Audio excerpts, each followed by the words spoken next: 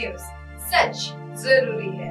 नमस्कार, MNS news live में आप सभी का स्वागत है। मैं हूं आपके साथ अर्शी अंसारी। आइए देखते हैं देश और दुनिया की तमाम बड़ी खबरें। देश में धर्म के नाम पर राजनीतिक ठीक नहीं, CM गहलोत बोले। PM का विदेशों में सम्मान गांधी के कारण होता है। जी हाँ, CM अशोक गहलोत ने मंगलवार को जयपुर में शांति और अहिंसा विभाग के गांधी दर्शन सम्मेलन को संबोधित किया। इस अवसर पर CM ने कहा कि मैंने अपने जीवन काल में गांधी का बहुत ज़्यादा अध्ययन नहीं किया है। गांधी केंद्र में अध्ययन के लिए किताबें आती थी। उन दिनों हमारे जोधपुर गांधी केंद्र के संचालन नेमीचंद जी के वहां बैठकर कुछ पढ़ लेते थे। तब भी मेरे दिल में गांधी को लेकर विशेष भाव है।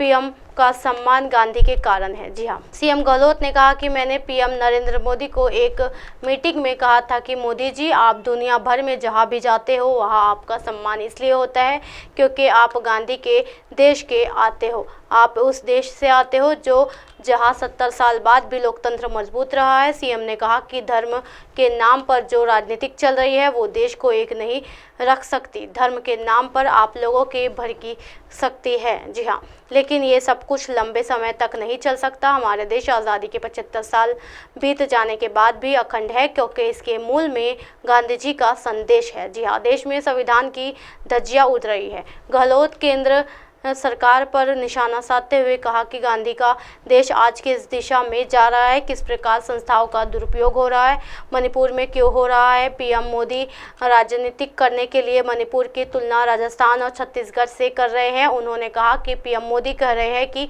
मणिपुर, राजस्थान और छत्तीसगढ़ के CM महिलाओं के खिलाफ होने वाले अत्याचारों को रोके। ये गलत है। आज देश में संविधान की धज्जियां उड़ रही है। ऐसे वक्त में गांधीवाद के लिए काम करने वाले कार्यकर्ताओं की भूमिका बढ़ जाती है। जी हाँ, युवा पढ़े गांधी जी की जीवनी। CM गहलोत ने देश के युवाओं से आह्वान करते हुए कहा है कि उनको गांधी की जीवनी पढ़नी चाहिए। गांधीवाद का संदेश गांव-गांव तक पहुंचना चाहिए। एक अलग कारवां निकल पड़े। आज के युवाओं को चाहिए कि गांधीवादी विचारों का अध्ययन करें। जब ये युवा घर से बाहर निकले तो लगना चाहिए आज देश में गांधीवाद सड़कों पर उतरा है। नोएडा की तर्ज पर बुंदेलखंड में औद्योगिक क्षेत्र विकसित करेगी योगी सरकार। 5,000 करोड़ रुपए खर्च करेगी। जी हाँ, राज्य सरकार नोएडा की तर्ज पर बुंदेलखंड में भी औद्योगिक क्षेत्र का विकास करेगी। इस उद्देश्य से वह बुंदेलखंड औद्योगिक विकास प्राधिकरण का गठन करेगी। बुंदेलखंड औद्योगिक विकास प्राधिकरण के गठन के लिए भूमि खरीदने और बुंदेलखंड में औद्योगिक क्षेत्र के विस्तार के लिए राज्य सरकार 5,000 करोड़ रुपए खर्च करेगी।